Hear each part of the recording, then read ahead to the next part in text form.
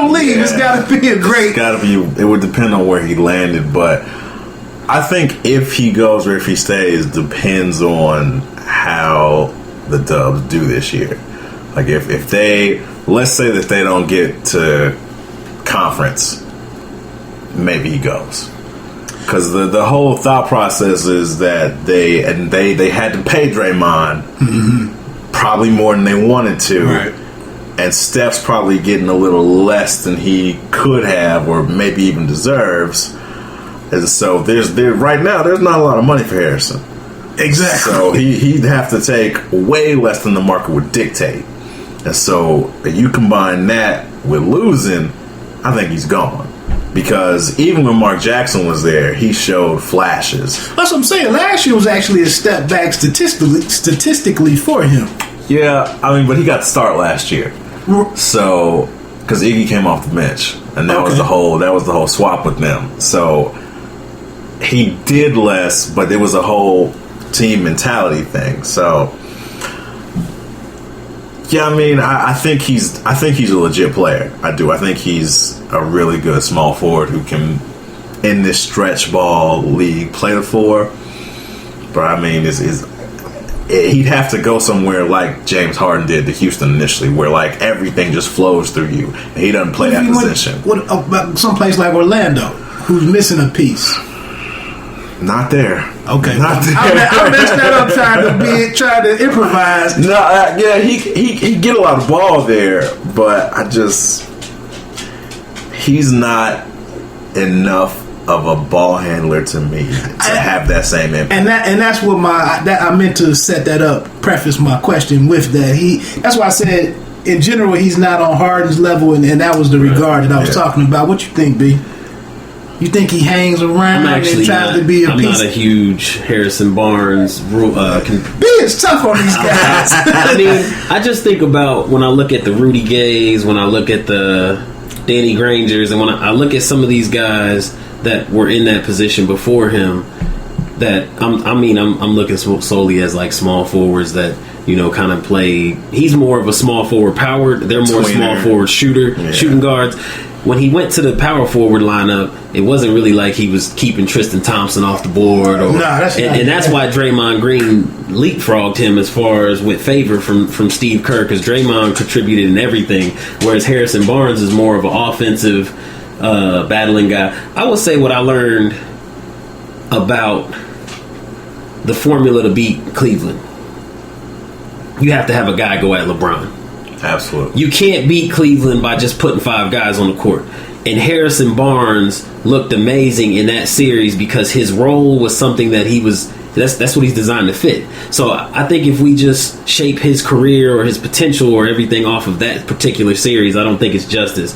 If you look at when they played Memphis, it wasn't about Harrison Barnes. It was about Splash Brothers. When you look at when they played the first round, Anthony Davis, it was about the Splash Brothers. It's that series was designed for him to look spectacular because the role he played was, we need you to go at LeBron. So I'm not a Harrison Barnes. I still like his mid-range game.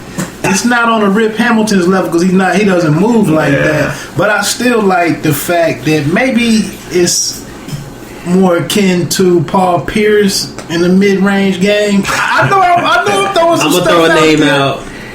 I would put him more, when you say power forward, small forward, in the likes of, how do you compare him to a Jeff Green? Nah, Jeff Green. Exactly. It's not even close. How do you compare him? How do you compare him to? I'm not a Jeff Green fan, but I would take Jeff Green over. I would take Jeff Green over him every day. Better defense, can actually guard the post players better. Harrison Barnes is and I like Harrison, but I'd take Jeff Green every day. And when you talk about the mid range, the jump shot, is the jump shot better than Brandon Bass? Another power forward that's a little too small to bang, but more of an offensive. I don't know, man. They're more skilled than Bass. Okay, so I think Bass, they offset each other because Harrison, I agree. I don't think his mid range, his 10 to 15, is not as good as It's Brandon up here. Bass is. If he's up here strong, You don't think so? Oh, No, Brandon Bass is jump Brandon Bass shot. is money from 10 to Is he 15, though? man. But Harrison can stretch you out. He can get out there to that 3, and I think that gives him more credit. He's faster, left to right. Like he can move his feet a lot better than Brandon Bass. But Bass is more prototypical power forward. Right. He's just a face-up power forward. Hey man, I saw the man carry the team for long stretches at UNC. Man, this ain't college, man. I know it's not college. This ain't the But same. He You was, know. he was averaging high 16 a game before they started messing with his minutes. I just think there's something there. Like I said, he's not a ball handler. He's not a playmaker like James Harden. Would you But take he him or hasn't Paul been. Millsap? He hasn't been the focal point yet. Paul Millsap. yes, another guy too small to play power forward center, but he ain't quick enough to play small forward. I take Paul Millsap's skill set. Not me. I'm taking. Oh man, you losing me tonight. I'm going down. I'm going down. I just see other I'm going guys. down with the Harrison Barnes I shit. see other I'm guys. sorry. Yeah. I'm sorry. Whew. And like, okay. Because No. you've seen those guys work right already. He All right. has not had those opportunities. I got yet. one for you. That keeps it with the 3s. All right, Barnes or Gordon Hayward. I'm going Gordon. The ball handling, the distributing, and I think his shot is pure. And he plays a little. Here's my biggest knock on Barnes. If you're big, be big. At least give me the bang in the paint. You don't even give me the bang in the paint as a defender. Okay. I'm still. I'm going Hayward for that. I mean, the only You guy I going might with Hayward consider. too? Yeah. I'll tell you what. I'm holding on to my Harrison Barnes stock, and when it appreciates, quadruples, when it goes to the roof, you guys, I'll be retired at 40. Okay, so we done thrown this all over the place, man. I'm moving on to my last topic, man. LeBron's back. He's already having problems. He's laying on the floor. He had this injection in the week. I'll couple this question along with his back. Will that play a significant role later in the season? Although he's vowed to play all 82 games, is that a problem? And we kind of touched on this in our preseason outlook thing. Is LeBron ball? Can it win this year? Even if they make it to the finals or the Eastern Conference Finals, can LeBron ball win, or does there have to be some change in philosophy? More ball handling, better passing. Can LeBron ball win?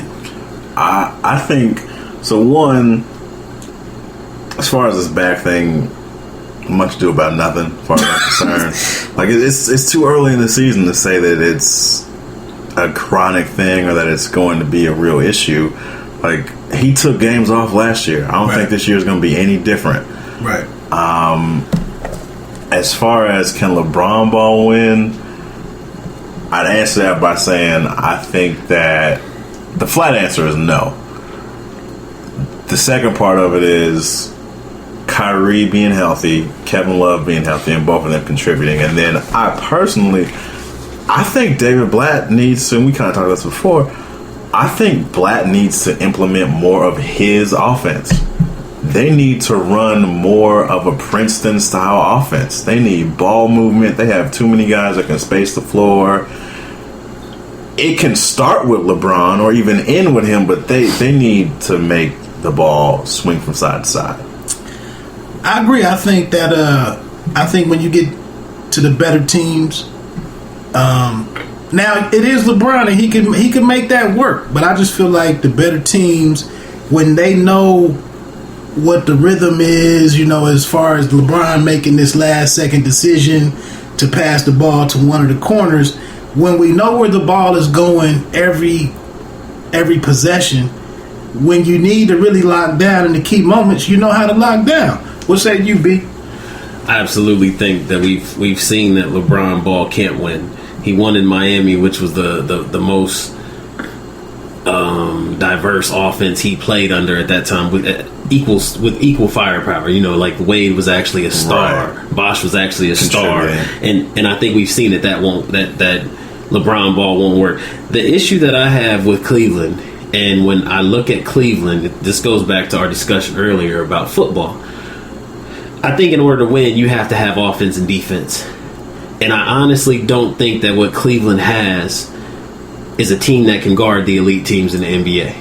I think they are going to have problems with Golden State, the Clippers, the Rockets, the Spurs, the Oklahoma City. I think when you get to those Western Conference teams, there's not enough defense on Cleveland. And that's where, if LeBron has issues, which I said earlier, the key to beating that team is have somebody that goes at LeBron. And if he does have any kind of back issues that maybe arise halfway through the season, that's when it's going to be a problem for him. So I just don't think that they have what it takes, and I don't think LeBron ball will win. All right. Yeah, I think we all on the same page there. Let's wrap this up. We got 5 minutes to talk about the rookies. Porzingis, I'm seeing him do some decent things. He had 25 first night out, right? I'm going to let you claim that one. Is it 25? Hey, y'all scored Melo. Yeah, I think he got 25 in the first night. I can check that while we throw the question out here. But Anthony Towns, I saw him. He knocked down a couple of 3-pointers, which was kind of a new wrinkle to his game. D'Angelo Russell was out there trying to adjust to playing next to the Black Mamba. Jahlil Okafor had over 20, mid-20s in his first appearance. I would have to say that Philadelphia has to be very disappointed that with Embiid, who they just re-signed. But any thoughts on these rookies doing anything that's catching your eye? Yeah. Karl Anthony Towns has looked good. Against the Lakers the other night, he had another double-double, I think. I think he had 12 and 14 that night.